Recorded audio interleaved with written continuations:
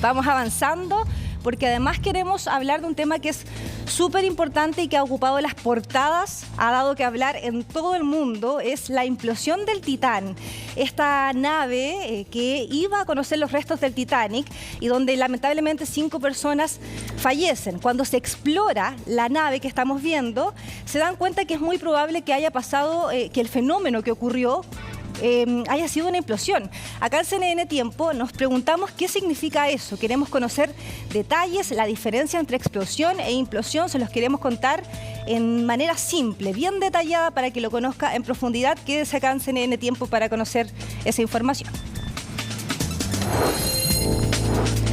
Bueno, y es un tema bastante interesante, por eso vamos a tener una conversación importante hasta ahora con un invitado, que ya lo ven ahí en la pantalla, Ignacio Bordé, físico y doctor en matemáticas del Imperial College de Londres, Reino Unido. Ignacio, ¿cómo estás? Buenas tardes.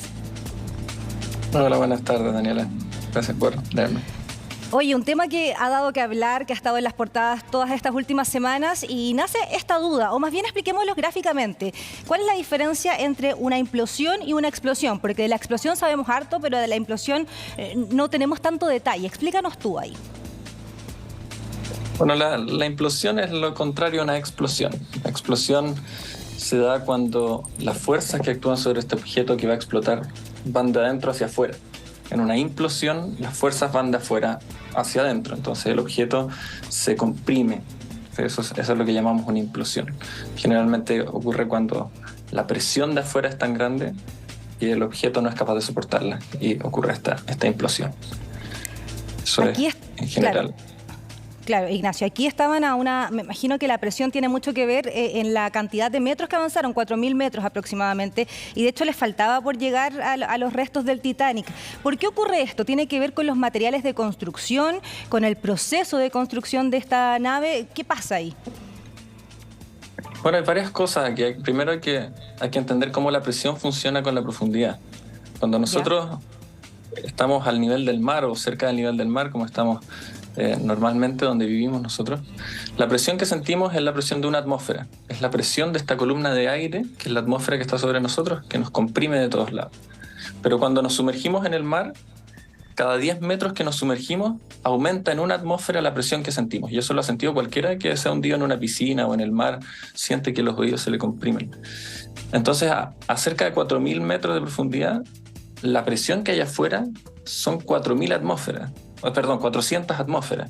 Son la presión no solo de la columna de aire, de la atmósfera que hay arriba, sino que toda la columna de agua que hay sobre nosotros. Son 400 atmósferas de presión que tiene que sostener este sumergible o un submarino que está a esas profundidades. Entonces, para entender por qué ocurre la implosión, uno tiene que darse cuenta que adentro del sumergible tiene que haber una atmósfera de presión, porque la gente que va adentro tiene que respirar. Entonces tiene que haber un ambiente presurizado. Esa es la atmósfera. Pero afuera hay 400 atmósferas. Y esa diferencia de presión la tiene que sostener el casco, el cascarón que los estaba el habitáculo, ¿cierto? Entonces ahí es donde entran los materiales. ¿Qué tipo de materiales se usaron? En general, los materiales que se usan para este tipo de sumergibles y submarinos es titanio, acero, también se usa aluminio. Pero fibra de carbono tenía igual el titanio. Claro, este Titán tenía 2 capas de titanio, dos tapas, pero el tubo principal, que ocupaba la mayor parte del habitáculo, eso era de una mezcla entre fibra de carbono y aluminio, que es bastante experimental, no estaba certificado, pero a ellos les había funcionado un par de veces y creían que iba a seguir funcionando. Pero no estaba certificado. Claro, porque habían realizado esta expedición antes. ¿Por qué ahora falla? ¿Tiene que ver con lo que tú me estás diciendo o tiene que ver con un proceso más humano, más logístico, de cómo se construye esta nave que era bastante pequeña pero pesaba harto? Sí, es difícil hablar sin evidencia tangible, pero la impresión que a mí me da y que la mayoría de los expertos le da es que esto fue una falla de material. Nosotros sabemos muy bien, o los ingenieros mecánicos saben muy bien cómo funciona el acero, por ejemplo. Sabemos cuál es el régimen plástico en el cual el acero deja de ser elástico, entonces deja de comportarse normalmente, pero eso no lo sabemos también para una fibra de carbono.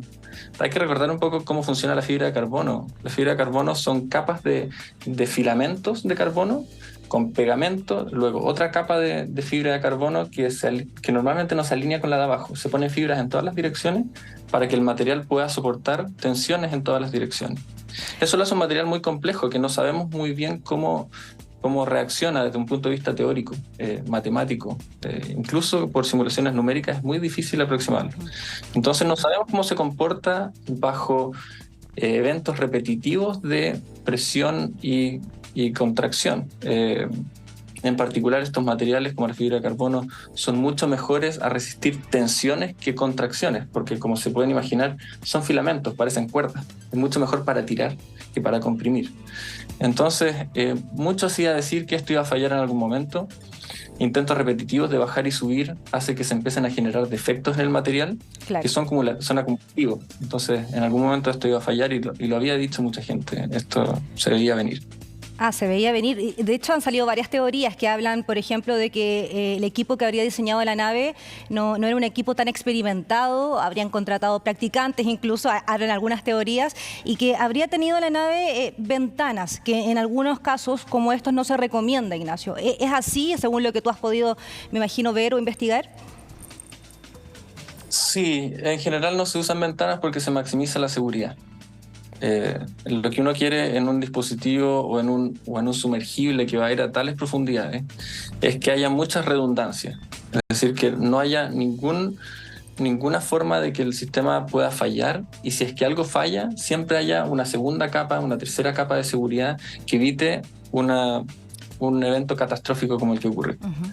Entonces, en general, se evita poner ventanillas porque esos son lugares donde hay un cambio de material. Tiene que haber una especie de, digamos, un cambio de material de vidrio a titanio, y las junturas entre materiales son siempre puntos de falla. Por eso se evitan ese tipo de cosas. Ahora, si la empresa contrató practicantes o no, los practicantes pueden haber sido muy buenos y se les puede haber pedido construir el sumergible más barato que pudieran construir, y lo lograron. La pregunta es ¿por qué la empresa después no fue a certificarlo? Esa es la pregunta. ¿Por qué Ignacio, claro. Sí, ¿por qué no validó su máquina? Claro, hay un punto importante ahí. Y respecto al tema de la implosión, volviendo a eso, es muy rápido como el proceso. Lo pienso en las personas que iban en esta nave más bien. ¿Alcanzan a sentir este proceso de implosión? No. La implosión ocurre en una fracción de segundo, en milésimas de segundo. Uno se demora en reaccionar y uno se lo puede imaginar cuando uno va en auto y alguien atraviesa la calle y uno tiene que frenar de golpe. Uno se demora una décima de segundo más o menos en reaccionar. Esto ocurre a órdenes de magnitud más rápido.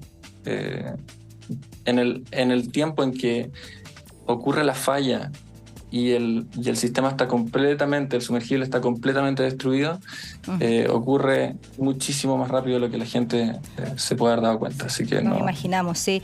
Ignacio, estamos viendo una imagen ahí.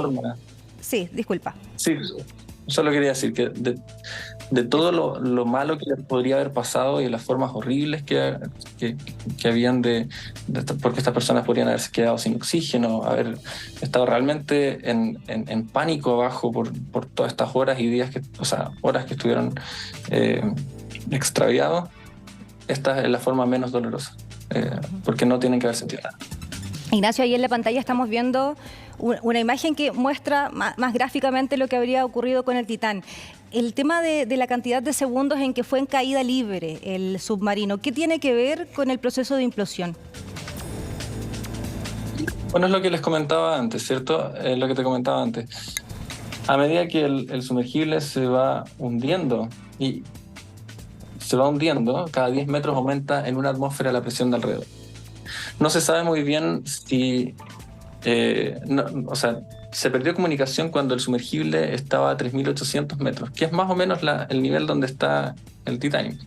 Pero se encontraron escombros que estaban, creo que cerca de 400 metros del Titanic. Eso significa que no alcanzaron a llegar al lugar del sitio. Pero a medida que iban bajando, aumentaba la presión afuera. es muy probable que ellos no hayan detectado ninguna falla en el sumergible hasta el momento de la implosión, porque esta implosión es muy rápida. ¿Sí? No es como que vaya fallando de a poco y empieza a entrar un poco de agua no se dan al cuenta, habitáculo. Entonces. Las No se personas dieron que iban... cuenta. Ya. Sí, lo más seguro es que no se dieron cuenta.